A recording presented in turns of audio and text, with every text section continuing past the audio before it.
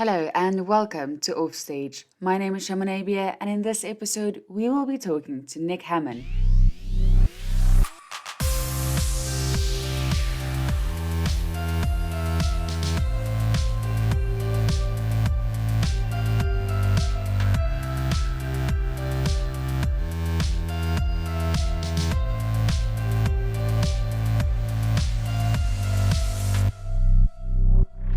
Hi, I'm Nick Hamman. I make money being creative. I host and narrate a TV show on SABC3 called The Insider SA and a radio show on 5FM called 5 Drive, 3 to 6, Monday to Friday. I think those are the two things I'm probably most well known for. Cool. So how exactly did this start out for you? Well, so with radio specifically, what happened is I left school and I went to university at Stellenbosch. This was in 2010.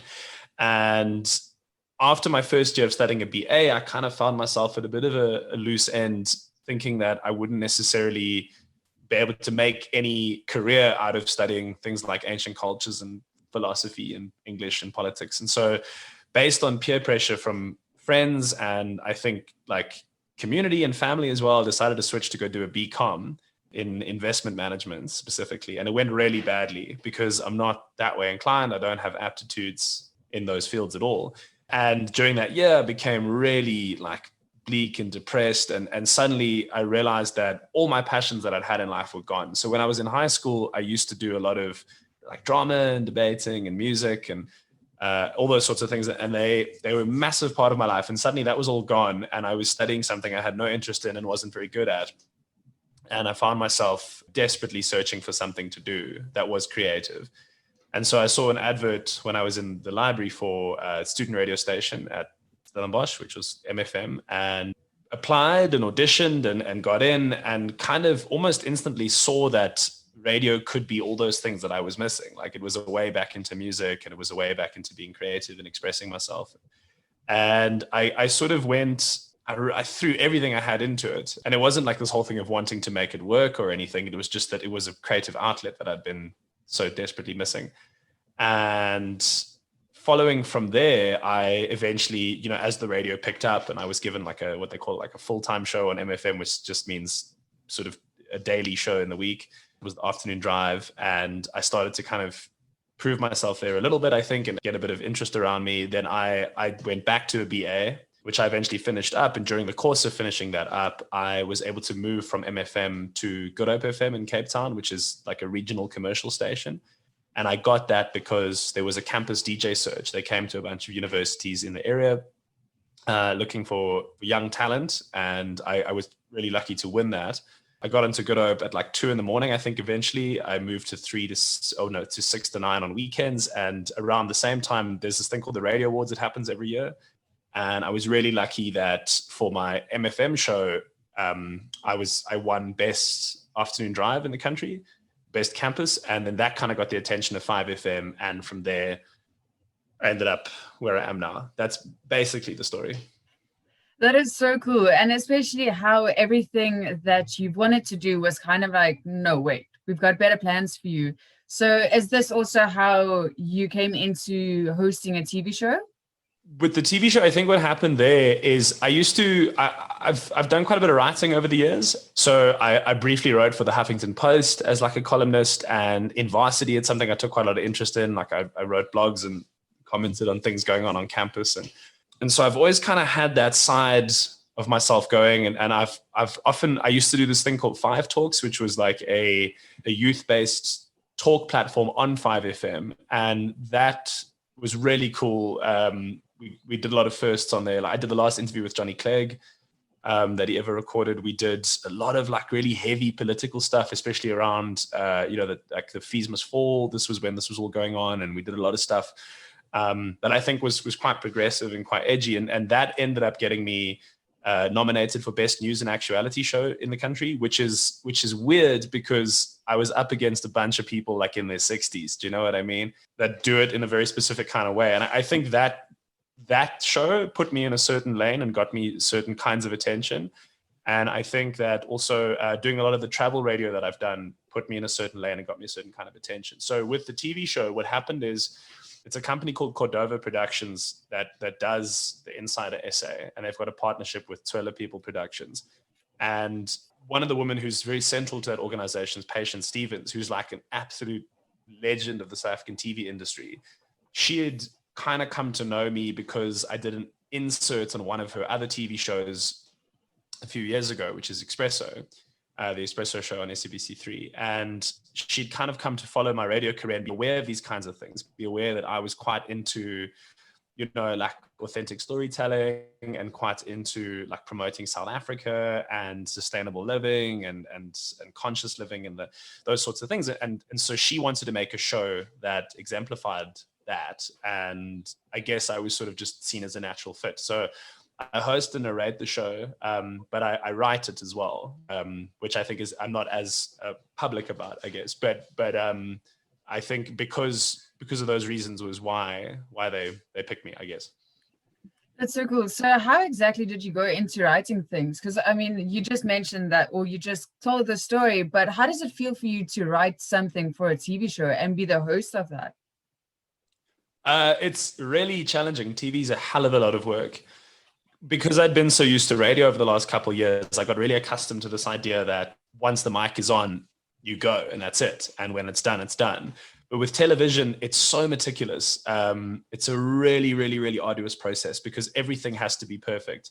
And you're working on an incredibly tight production schedule as well. A lot of my career and a lot of what I've done has sort of just been learning on the spot and figuring out how all this works. But as I said, I've had a background in writing. I studied English and politics, and obviously with university would have had to do a lot of essay writing and that kind of thing. So that muscle is flexed. But I think the main thing that's benefited me in terms of working on this TV show is I've been in the game of telling stories for a long time.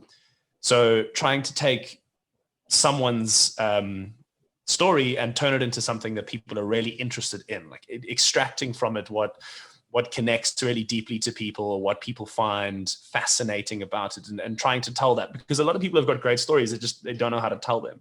And I think it's like anything, the more you do it, the more you learn how to bring that side of something out. And that's what's helped me with writing the TV show. But it's also, having said that, it's a massive, massive team of people. I mean, there's countless content producers and editors, and I've got people that assist me, and people. There's probably a team of like 50 strong working on that one TV show, I would think. That is insane how many people work into this, because I think a lot of people kind of have the idea that there's quite a lot of people involved, but I don't think they ever acknowledge like how much exactly is and how much work goes into it. So how would you say your life has changed since you've been doing all of this, and how people kind of react towards you? Because I know that it is quite a difficult industry to be in terms of timing and seeing your friends and spending time with family. So how would you say you've adjusted to this? So for me, it is my entire life. So I guess essentially what I do is I make money doing the exact same things that fulfill my passions. So as a result of that, you're never really off. You're constantly doing something. And the further down the line that I've got, the better I've got at like managing timetables and expectations and sort of building through the day, so is that I'm never really off. You know what I mean? Like, I very seldom take holidays. I very seldom take any time, but my life intertwines its way through it. So obviously COVID's been really different than how my life normally is. I mean, I've basically been at home. I mean, we've done a few travel things here and there, but been at home for the most part. But I think in terms of, I guess, like the public side of things, I think a lot of friends find it quite funny. If we go out or whatever, it's quite common that I'll get approached and spoken to, asked for photos or whatever. I think they think that's hilarious. My mom loves it. I think she often will, I think, just tell people for no good reason that I'm her son. And I mean, for me personally, it was quite a tricky adjustment because I got into this really young. So when I sort of came to have a national profile, I was 23 at that time. So then it was quite overwhelming and daunting because there's no one to sort of walk you through it and say, well, your life is going to change in all these different ways, and you're going to start getting treated differently, and you're going to start getting viewed as a public figure. And it's quite a psychological roller coaster to ride. But over the last 6 years of doing it, I think I've kind of stabilized to the point where I see myself as a creative. I don't really separate things, and all the work that I do, I try find a way for it to bring just as much passion as like money, I guess. Exactly. So, and I mean, you also, as a public figure, you also have to double think about what you do and what you say, because there's so much stuff that gets taken up so literally, and it might put you in a bad spotlight. So I think it's also quite a challenge for you to not go about your day like as normal, because obviously what you say can be taken up as the wrong way. You can, yeah. I mean, I've sort of, I think I've been quite careful and good. I've never really got myself in trouble, but also you have a lot of experiences over the years that sort of teach you that you have no control over what people are going to say about you or think about you. I was at a party once, and I found myself in a group of people that were chatting, and one of the women that was talking said that she had met Nick Hamman recently, and so everyone who kind of knew me there started laughing, and she didn't understand what the humor in that was. I was sort of standing right there, and she went on to describe Nick Hamman as the short guy with curly hair and basically everything that I wasn't. So she obviously hadn't met Nick Hamman, but went on to say that this guy was, he was creepy, and he was trying to he kept trying to hit on her and say don't you know who I am? And I've got, I'm on radio, and you should come home with me, or whatever it was. And eventually I had to sort of step in and say listen, you didn't meet Nick Hamman. I'm Nick Hamman. And I think it's horrible that someone is going around using my name. And I'm sorry that happened to you. But it was an interesting realization for me, because it put into context the idea that people can be out there saying all kinds of things and creating all kinds of narratives and stories about me because I'm part of the zeitgeist of popular culture. I've had friends who've shown me that there's people on Grindr, which is it's like a form of a social media dating app, claiming to be me, because it's quite easy to find pictures of me on the internet and things like that, I suppose, off Instagram or whatever. There's people who harass you as well on social media, people who send you all kinds of very deeply personal messages of quite graphic, explicit nature. And so you kind of, you almost start to realize that there's this way in which you're intertwined with the world in a very peculiar way.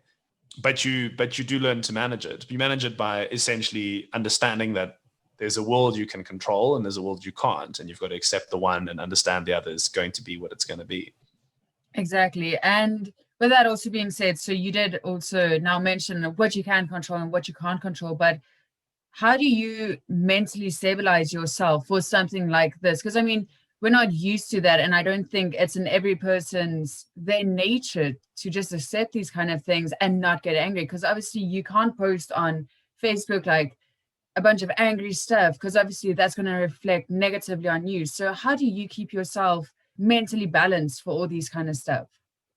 The one way in which I've done that is I've been really careful with what about my private life I choose to show publicly, to the point that I almost curate that, so that is something that is totally separate, so that when I am in my private space, I don't feel invaded by the outside world at all. I've come a bit further with. I used to be very isolated. I used to share nothing about my life except on radio, but I used to share very little about my life publicly. Now I've kind of come a bit further with that, and I allow more of that side of me out. But the other thing is, I mean, it's, obviously you speak to people. I mean, I've done that. I've chatted with all kinds of, I guess, therapists and psychologists, people, peers in the industry that are further down the line to understand how they interpret the separation. And then you start doing it for yourself as well. But I think also it's just, this year, the COVID's been great. Well, the lockdown's been great. COVID's been horrible, but the lockdown's been great because it's allowed me to spend less time going out in spaces that often used to frustrate me. So being out in public can get very annoying, especially if, you're out a bit late and people start to get a bit drunk and a bit more obnoxious or wanting to take time off you. I think a lot of people don't realize that speaking to someone whose life is public is for them really draining. a lot of people create this idea in their head that public figures are different. Do you know what I mean? Like somehow think differently or feel differently or react different or are there for public consumption. But in reality, if I'm at a bar and I'm drinking brandy cokes with a friend of mine, there's no difference between me and the next person. And I don't really, I don't really want to be there for public consumption. But a lot of people, when they're drunk and they get a bit rambunctious, their ideas of what's acceptable sort of changes. And that was getting to me a lot. But then this year, now that something hasn't happened, and I think I've decided going forward, I just probably won't go out as much. Exactly, because also you have to put yourself first and your mental health as well. So the question that I have for you is, if you can mention, or if you can name one story, which I know is like really difficult seeing as you've done this for quite a while, but if there's one story that you can fondly remember that changed your life and how you see things, what would it be? I feel like I've been on this wild journey where that's happened so many times over the last, over my entire life. I often think that one day I'll have a lot of stories to tell, and I chase those stories. Definitely. I try push as far as I can with things and live as interesting a life as possible. But sort of like a life defining moment, I guess I remember once when I was quite new to the industry. I'd recently joined 5FM and Fresh was still there, and he was a good couple of years on, and I was emceeing a show that he was DJing at, and he was really, really, really famous. I mean, that guy's got like an incredible sense of star power. And I remember after the gig, him sort of saying like, "What are you doing now?" And I was like, "Well, I've got no plans. Like, what are you doing? Let's go. I'll do whatever you want to do, like whatever you do. If you're inviting me, I'll go."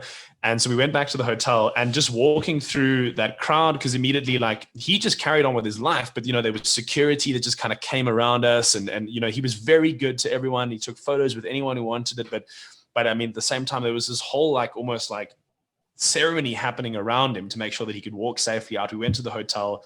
Everything was just, as we sat down, immediately like sort of drinks were put out and nothing had to be really said or ordered. It'll just sort of happen. And then about 5 minutes later, he was obviously made some call or something. Somebody came and said, "There's a car waiting for you guys outside." And then we got into the car and we were driven to this nightclub. And as we got out at the nightclub, there was this sort of like, the bouncers immediately acknowledged him and then me because I was with him. And we went inside, we got taken into our special area and given whatever we wanted. And everything was just happening. But throughout the entire process, him and I were just having a really honest, authentic conversation. And I mean, that's because that's him. That's his nature. He's like this wildly intelligent, really, really, really down to earth, genuine person. But I think what struck me is that, he got to this point in his career where all these things were just happening for him and around him because of who he was. But he hadn't changed any. He was still this really genuine, sweet, amazing person. So we shared a lot of stories about our lives and careers, and he gave me a lot of advice. But then in retrospect, when I thought back on that, I thought that's how I want to be. The bigger I get and the more I'm afforded these kinds of things, I never want to change who and what I am. And I think that moment always stands out for me as quite I guess like a defining one. Exactly, because I think that so many people have a different idea of who people are, like when they are not on air or not busy hosting a show or doing something. But a lot of people take advantage of that because, like you mentioned earlier as well, is people forget that you're also a human. You just want to go about your day and you just want to have a drink with your friend or your girlfriend or whoever, and people sometimes just miss that completely. Yeah, absolutely. I mean, it's such a rarity overall. And for the most part, people are really sweet and considerate, but it takes one or two assholes to like ruin an entire day.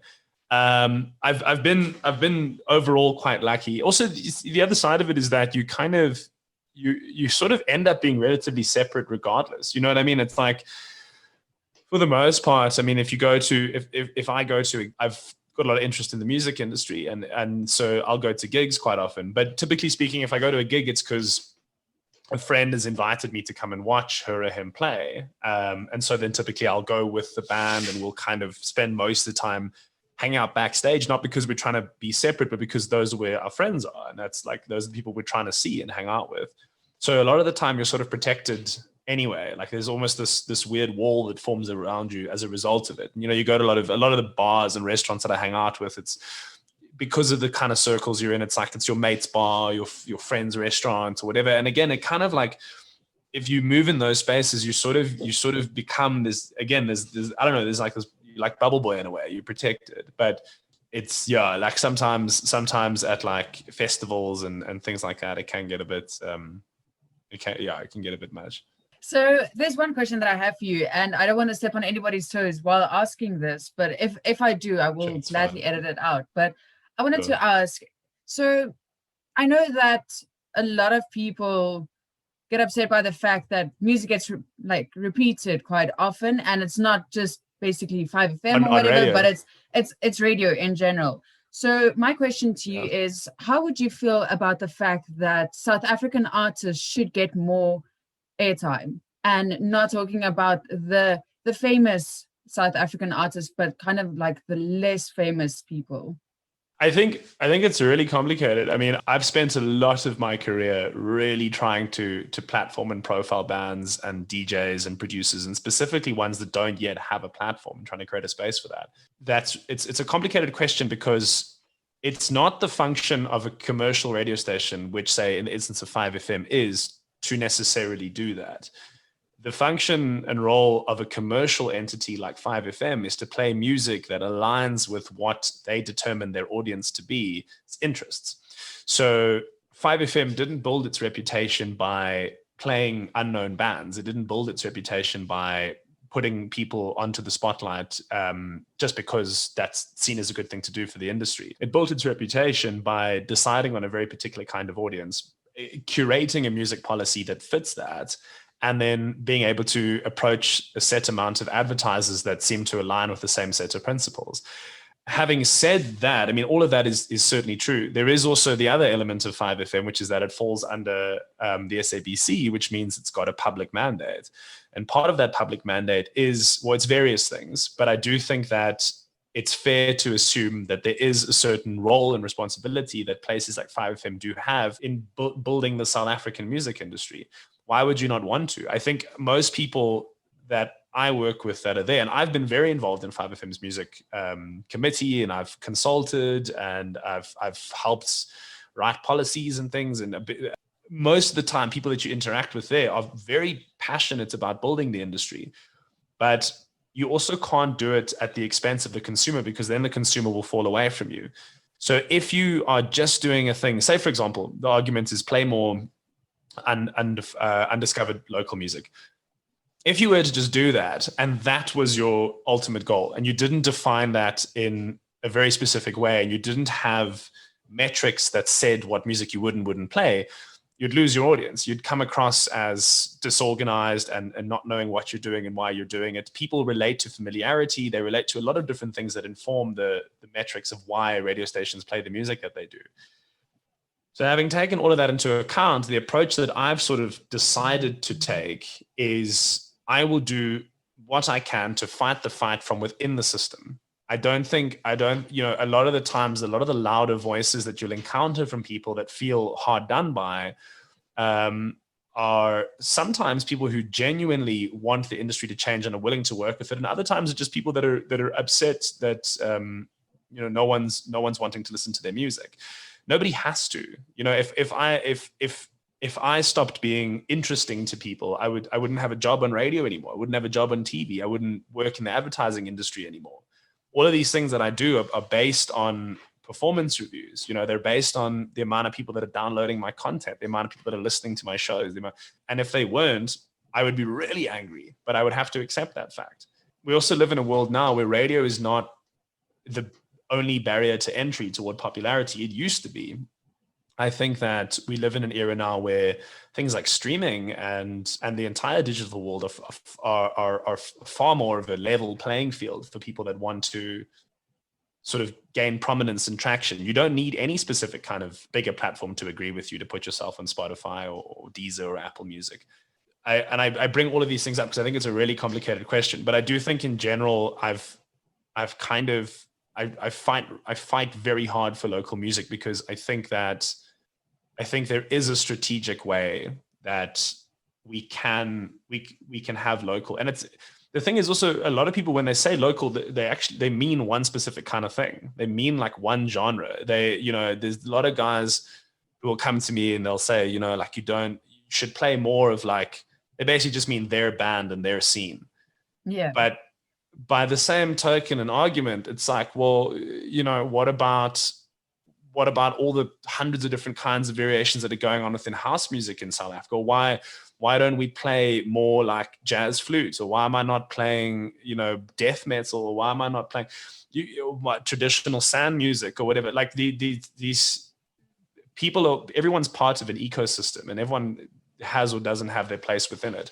But typically speaking, if people approach me and they want to work with me and they want to say, I would like my music to be played on 5FM. The first question I always ask them is why? Why do you want your music on 5FM? What is that going to do for you, do you think, necessarily? Because you can either, if you want your music on 5, you have to mold to what the general audience of 5 has come to expect.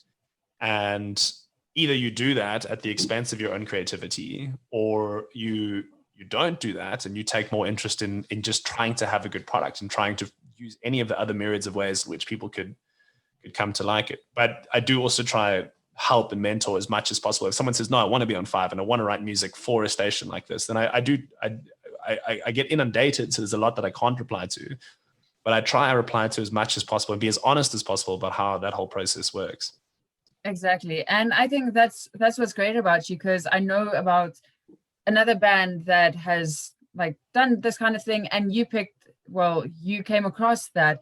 And I think for a lot of people, it's quite interesting to see that you do take interest in it and you do reply with a fair answer, instead of hyping them up to be like, yeah, of course we can do this, instead of like, but why?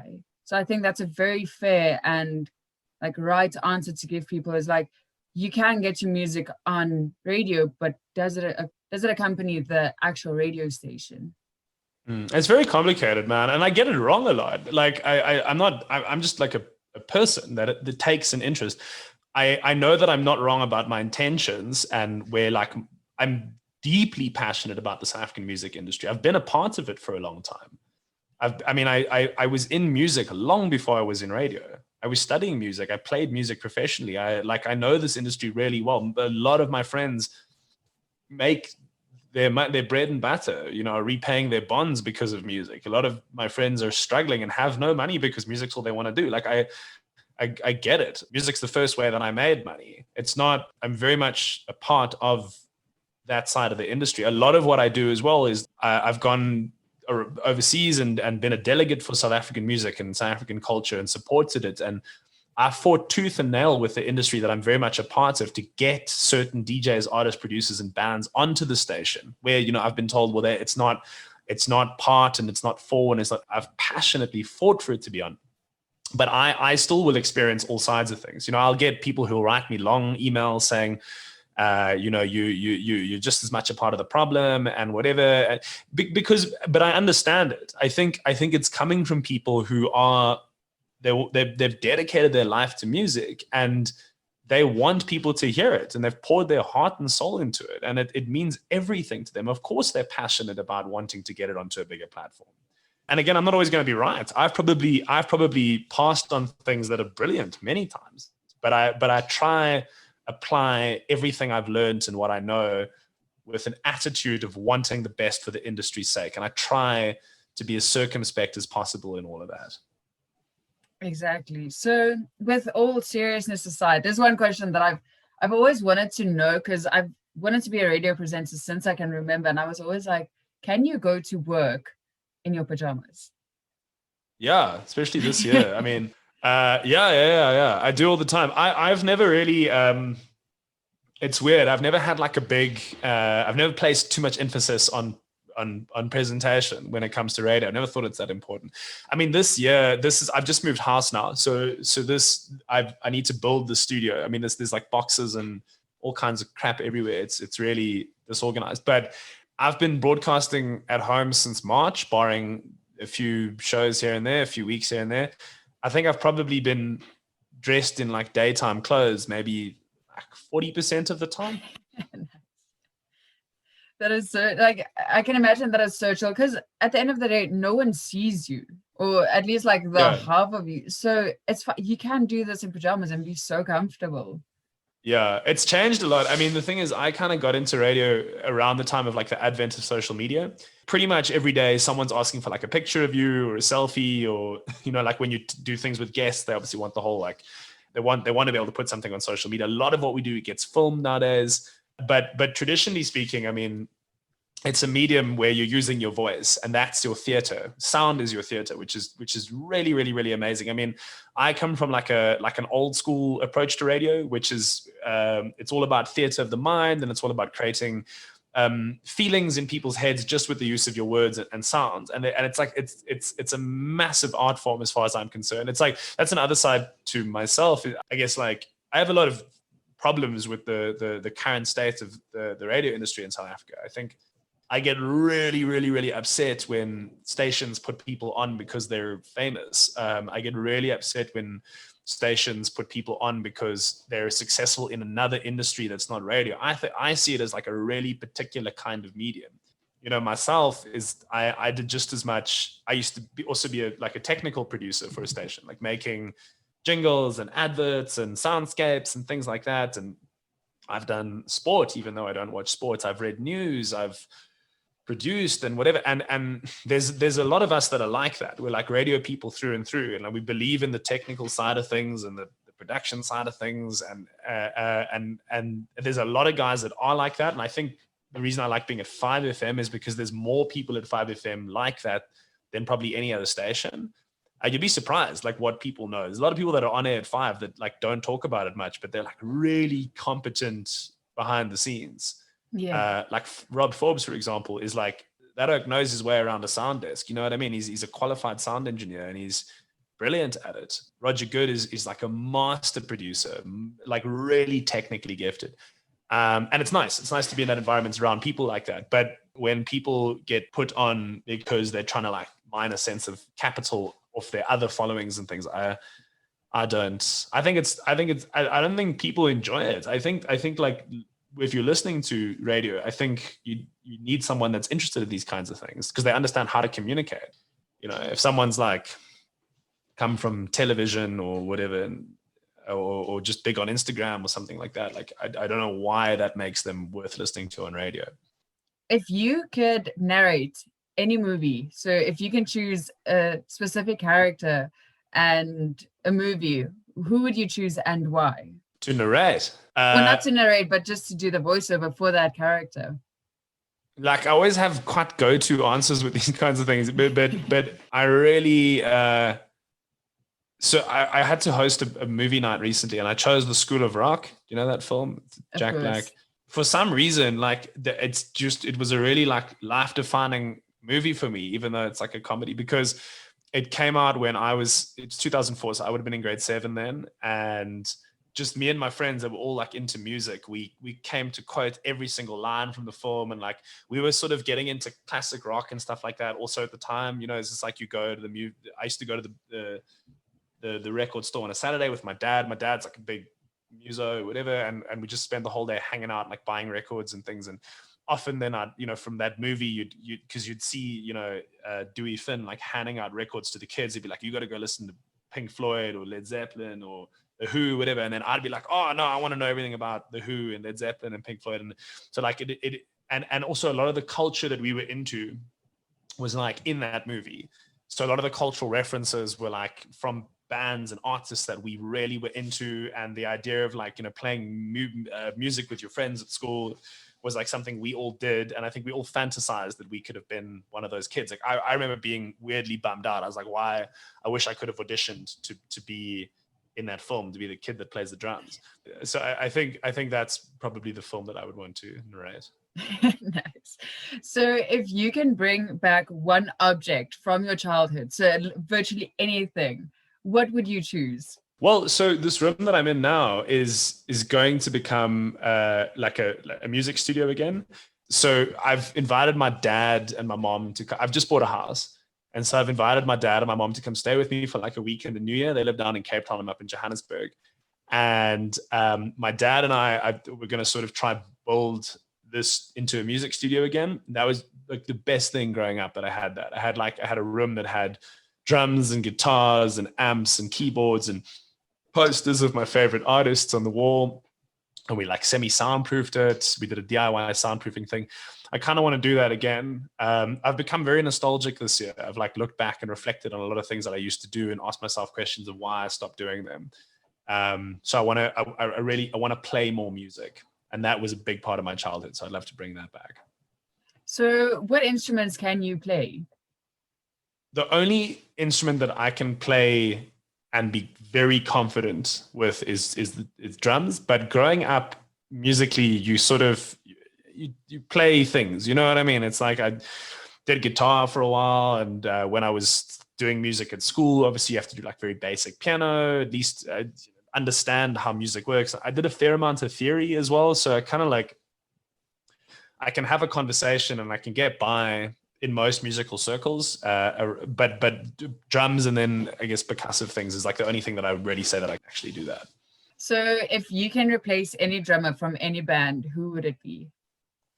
I would definitely want to be. I would replace Yaku, Fenta, or Snake. So I mean, like so Folkhoff Politica is a band that I've got like a massive admiration for. That were really important to me growing up. And when it was like in 2016, I was invited to go perform in Mauritius, and there was a bunch of other artists that were also performing. It was like I think Ricky Rick and MT and AKA and Francois van Cooke, and he was playing with I think it was just Die Gevaar or whatever.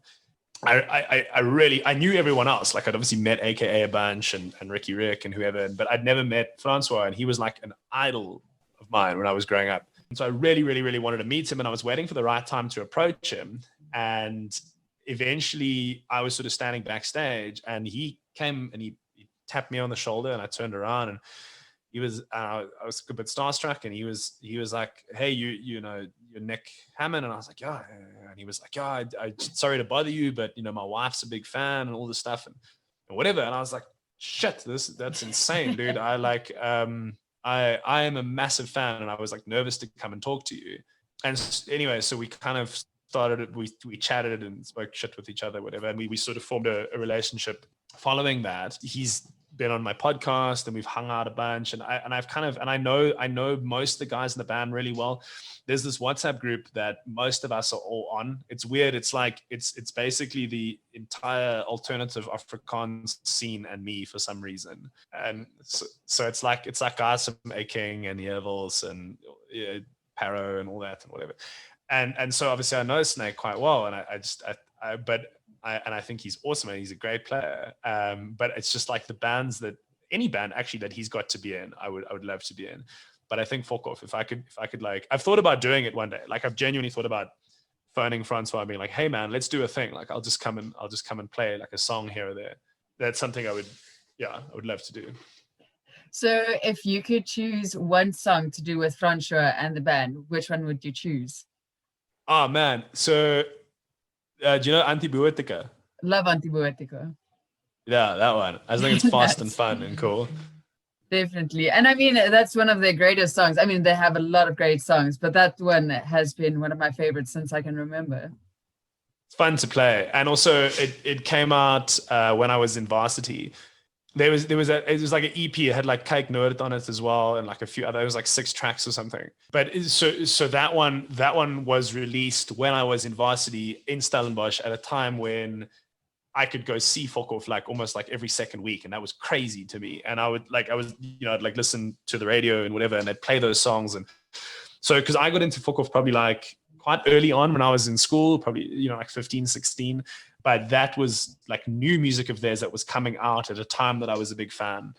So that was really, really, really cool. And it's crazy now that like I've been able to become a part of that world because I'm still a huge fan. Like there's a lot of bands that I grew up with that I'm really good friends with the guys that are in them nowadays, and like we'll hang out together and eat together and we'll know each other's families and whatever. But I'm still a huge fan. I often have said that. Like it was Francois' 40th recently in September. We all sent videos in to him and whatever because he didn't have the 40th he was going to have. And I remember saying that to him. I remember saying like, dude, I still get like goosebumps when I watch that band play. They're probably my favorite South African band. Definitely. And I mean, the way that they've started and their biography and everything that they've done is just like, how, guys? Because I mean, obviously they've ruffled a few feathers, but looking back at where they are now, it's like you guys did everything right. And there's so many younger bands that aspire to be just like them. Yeah, they are. It's tough. I mean, it's really tricky. It's very, very, very tricky to be in a successful band now in South Africa. It's almost impossible. I mean, even like Fokhoff, they got super, super, super like not lucky because they deserve everything they had, but I mean, they almost like pioneered an entire new generation. Like if you look at the history of Afrikaans music, and I mean, it was the Voorvrye before them. It was the previous sort of most significant iteration of alternative Afrikaans music that was trying to change culture, and the whole like Benaldus Niemand, and it would be, and I don't know what it would look like, but it would be so great for some kind of a sort of like a revolution again within local music. And I'm speaking specifically now about that band scene, that kind of scene that was like part of like when the MK generation was really going off, and there was a whole culture around that. Like it would be really nice to see that kind of have its day again. Personally, just from a purely indulgent, self-interested point of view. Exactly. I think like you just mentioning MK, that's something that I miss the most, especially sometimes like, you would stay at home and miss school and you would just watch MK, or like obviously you'd be sick. I know what you mean. Yeah, for sure. Yeah, so that's something that I really miss. And what I wanted to ask is like, do you think something like MK should return? It should, of course. Well, I mean, it'd be great, but it can only return if the market allows it to continue. I mean, I've had this conversation so many times with people that were like massively involved with that whole generation, but I sort of see it as like it was the perfect recipe that allowed it to happen at that time. You had everything in the right place. You had commercial interest, you had a scene, you had people that were willing to buy into it, and it was almost like flash in the pan in that way. I mean, it fell away because there was no longer an industry to support it, and that happened for a number of reasons. The South African music industry is very much alive. There are so many interesting things going on culturally in this country that we're able to export on a global stage, and there's a lot of things that prop that up and that are really interesting. And there's a lot of those guys that survived that era and continue to do really well. Like, I mean, the Fokhoff guys are still doing, they're still very, very bookable. They're still widely loved by so many people. Paro's doing incredible things. He released a documentary like 2 weeks ago about Parofest in Holland, which is like just as, it's like a massive music festival. And there's guys that are still doing it, but I mean, I don't know. These things happen relatively organically. You can't really make them exist. You can't really just build the scene, but it would be so great. I mean, there's so many incredibly talented bands in this country that, say, for example, as I said earlier, like wouldn't necessarily find a home on 5FM, probably wouldn't want to either, wouldn't find a home on any commercial radio platform, but would be loved by so many young kids who would just love to go to the shows and watch them and become fans of them and become a part of that whole scene and culture and go to festivals where they're playing. And yeah, it would be amazing, man. But it's really tough. I think things are also largely cyclical. So at some point it probably will come around again. But yeah, and I hope I'm still very much in the industry when that happens. Exactly. So who is one of the people that you have met that you were like, I can't believe I'm in the same studio as this person? I think, Johnny Clegg probably. So I'd been a massive fan of his, like any South African, and I'd really, really, really wanted to interview him. And obviously Johnny got quite sick toward the end of his life, pancreatic cancer, and he wasn't really doing interviews. If there was going to be any chance, I wanted to have an opportunity to get him onto the show. And so eventually the stars kind of aligned and he was able to come in and we were able to do sort of like an hour together. I remember he ended up rocking up slightly late and I was sort of just pandering for time. I think we were playing like Impy or something like that. And then he came sort of running past the studio door and sat down really out of breath. And we kicked off this conversation. And I had hours and hours and hours of things that I wanted to ask him. Very little of which were to do with music. It was more to do with like his anthropological work and his ideas behind that kind of thing that I was really interested in. And yeah, we spoke really, I think, really intimately and deeply for like an hour. People in his family have since sort of reached out to me and said, well, thanks. I mean, it was a really good resource to understand how their dad thought and or how their uncle thought, whoever it was, that to be able to have that way of like trying to explore his ideas, because I think they were really, really, really complicated and ahead of their time and beautiful. But having had that opportunity to do that and knowing that came as a result of, I guess, my career being at the point that it was at, and also like approaching in the right way and having the right sensitivity and nuance and respect for who I was talking to.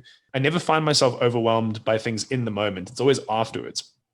So that interview, I think I still think about a lot, and I still think it's crazy that happened. Exactly. So, I mean, it must have been such a great honor to have spoken with him and interviewed him. And especially, like you've mentioned, his family coming back to you and saying thank you. Because unfortunately, I think there's not a lot of people from, not my generation, because it's not like I'm so much younger than what you are, but unfortunately, the only time that I've worked with Johnny Clegg was at his memorial service, which is really sad, because I mean, the engineers that were standing in front of me and doing the sound were absolutely sobbing because they were there since his very first tour. And he has left such an amazing footprint in South Africa and around the world, because I mean, he opened so much things for a lot of musical people in South Africa. It's good to know, I guess, that music is still continuing, and that, not that we're from a wildly different generation, but I think that is a significant amount of time to have passed. So to know that you are interested still in what he did is I think important, and I'm glad that that's the case. Do you still get stressed when you do interviews with people? So say, for instance, your producer would come in and say, listen, you are going to interview Oprah for like a wild scenario. Would you stress about interviewing her? It's weird. So I would stress just as much.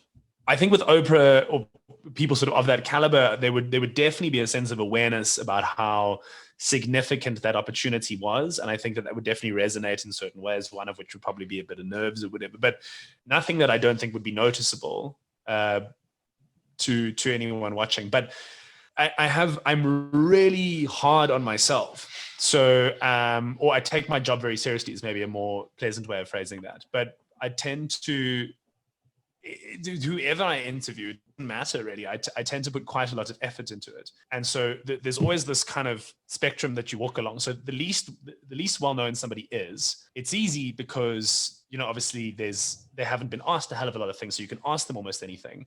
But at the same time, it's difficult because they're tricky to research. So if you want to research somebody that hasn't really spoken publicly a hell of a lot, it's difficult to find information on them.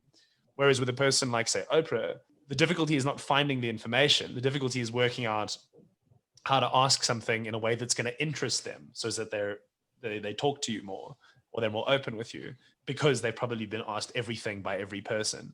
But I mean, it's, like if I'm doing a big-ish interview, whatever, I spend hours and hours and hours. When I used to do those 5 talks, when I do my podcast or whatever, I spend hours, if not days, equipping myself with information about that person, so that when I sit down to chat, it just feels like a conversation, but it's informed by all the stuff. So I don't, I guess that's more what it is. It's like this want to be as good as I can possibly be.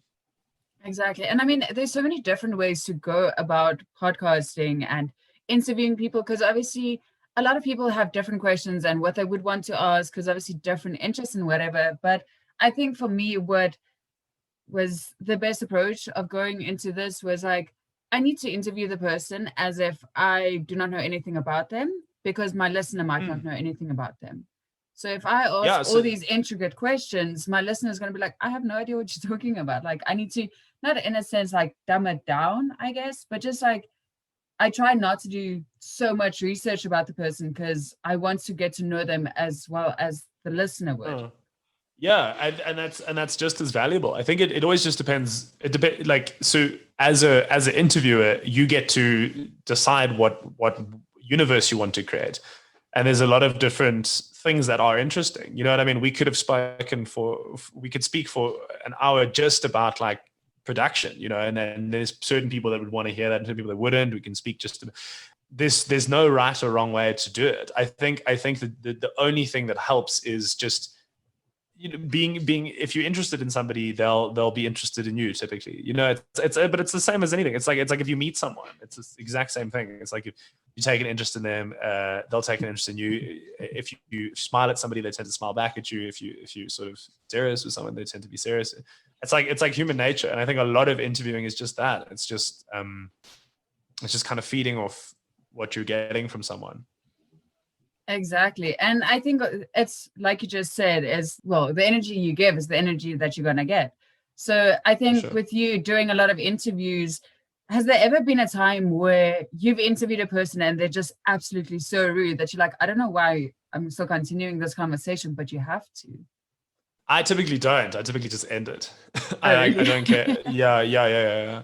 I'll be rude to them. Like not rude, but I'll sort of express that I don't really want to continue the conversation. I mean, I've had a few. I'm often reluctant to give names, not because I'm scared of it, but because I accept the reality that they might have just been having a cuck day, and like they might actually be really good, genuine people and whatever. But I mean, I've definitely had this guy. I can't remember who he was. Massive like international producer though. Like I mean, a lot of like, you know, top 40 #1 single types or whatever. So he was on the show, kind of interesting, I guess, or whatever. But I mean, I did a lot of research and I put a lot of effort into it.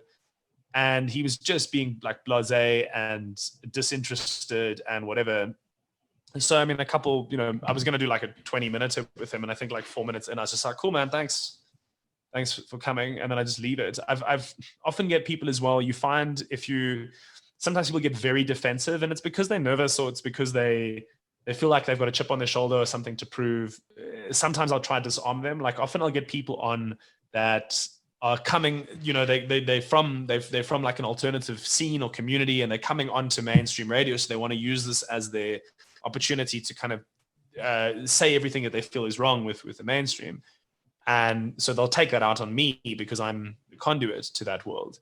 And if I've got time and patience, then I'll let them know that I understand where they're coming from and I get their frustrations and I sympathize with a lot of them. And then typically it'll disarm that person, and they'll no longer feel like they have to attack you, but rather that they're in a space that's nurturing where they can give their points of view and not be lambasted for it. And I think that happens like a lot of people that have complex or just outside of the norm political ideas or philosophical ideas or ideas about music or whatever. So I tend to try nurture it. But yeah, if I'm in a unpleasant mood and somebody's being rude to me, I'll normally just, there's no one I need. I don't need any interview, you know what I mean, to keep going. I'll be here regardless. And I think if I'm consistent and honest, I think overall more people will relate to me than if I was to pretend to be nice to somebody just because they're like super famous or whatever. Exactly. And not to gossip or whatever, but there was a situation where I was working at Joburg Day. And this was my first Joburg Day. I didn't know what to expect. I was completely a newbie. I just finished my first year of studying, and I had to give the mic to Anele, and it was way before she went on stage. It was like 5 minutes or something. So I ran to her and I'm like, I'm so sorry. I accidentally gave you the wrong mic, but here's your mic, and everything's sorted out. And she had this whole commotion where she spoke to the original stage manager about me not doing my job correctly. And I was like, I'm only human. This is the first time that I did it, and I just gave you the wrong mic. And I mean, for years I've looked up to her, and I was just like, but she's so rude. I can't understand why she needs to be so rude. And it just kicked in like, dude, she's human.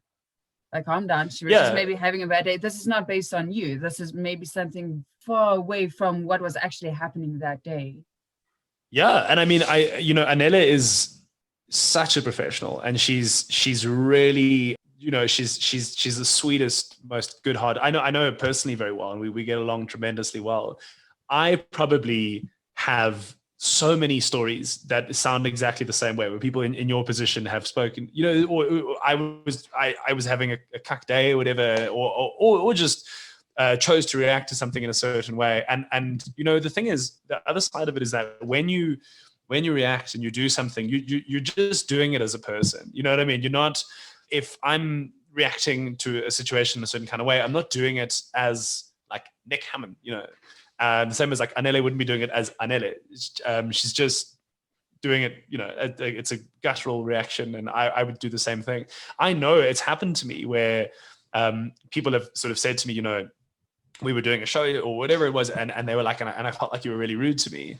And I always feel like bad, I guess. And I'll be like, I'm really sorry. And it's not, I don't know what happened, or it's not like a way that I want to be or choose to be. But you get to know someone's character over time, and you get to know what they're about and not about. And yeah, I mean, Anele is just like, honestly, the salt of the earth person. I'm sure if you keep going in the industry and you build more of a name for whatever, one day you'll be able to tell her and she'll say, oh my goodness, I'm sorry you felt that way, but this was actually how I saw it. You know what I mean? Yeah, definitely. And I think a lot of people need to just take in consideration, like, listen, this person is also going through their own stuff. It's not personal.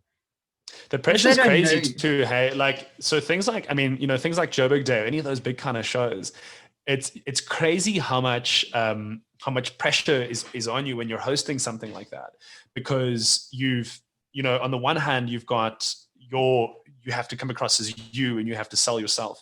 On the other hand, it's like, there's all these sponsors and these artists with their own ideas of what they need from you and whatever, and you're getting things in your ear and you're getting people like running around. You have to be that calm voice through this storm that's blowing all over you, and always things are running late and the sound engineers are upset because the band's plugged into the wrong amps or whatever, or the levels, and you get all of that. You just kind of become this person that it has to take on. Like, I mean, I've done a lot of big festivals. I've been rocking the Daisies main host the last 3 years. I've done festivals in a bunch of different countries, and it's always the same thing. Like the MC is always kind of just this person at the center of the storm. So it's like a hyper intense environment to be in. And so often you're just really, you have to be so kind of like focused and intense with it that it's so difficult to almost be aware of anything else that's going on. Exactly. Because I mean, for the people that have not worked on a festival, they don't really understand the fact that it's so time consuming. There's a lot happening. I mean, especially if there's like 5-minute changeovers or whatever. And obviously, like you just mentioned, the MC stands there and has to be the face of it all and has to keep the people calm, and the sound engineers, and just make sure that everybody is happy. And I mean, that can get to a person. For sure. Yeah. Well, I mean, anything, anything can and can't. Yeah. But I mean, as I say, yeah, I think it's always just, as you say, it's always just important to remember people are human, man. And Exactly. it's, having said that, there are lots of people in the industry who are genuinely just difficult to be around. And I've met plenty too. I just know that she's definitely not one of them. I'm so glad to hear that, because I mean, obviously that didn't change my whole aspect of her, but listening, well, there was a time after that where I was just like, no, but she's so rude. I'm not going to listen to this. And I was just like, you want, because but it's human nature to do that. You want to, like we always sort of make ourselves, it's natural, the center of things. So, if you have a bad impression with somebody or a bad experience of them, you're going to place yourself at the center of that and try work out. It's always the thing of like understanding, why did something happen to me? Do you know what I mean? But the reality of life in general is that we're parts of this massive network of interconnectedness.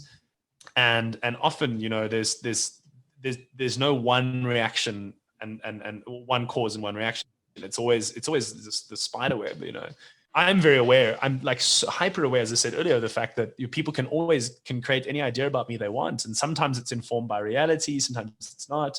But at the end of the day, it's how you view yourself is really important. I think believing in your sense of self and your integrity and your principles and being uncompromising on them is really, really, really important. And also just being, having a sense of kind of like patience and tolerance. And funnily enough, Anele's Twitter bio, which I always think is a great quote, is be as interested as you are interesting, which is kind of just understand the give and take of it all, and Exactly. and the role we all play within that, I think. Exactly. So the very last question that I have for you is, if you can inspire younger generations or virtually anybody to pursue their dreams, what would you say to them?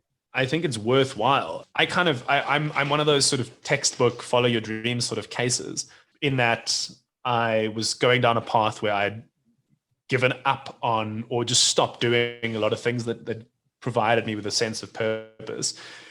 And then I decided eventually that I was going to, at all costs, pursue that.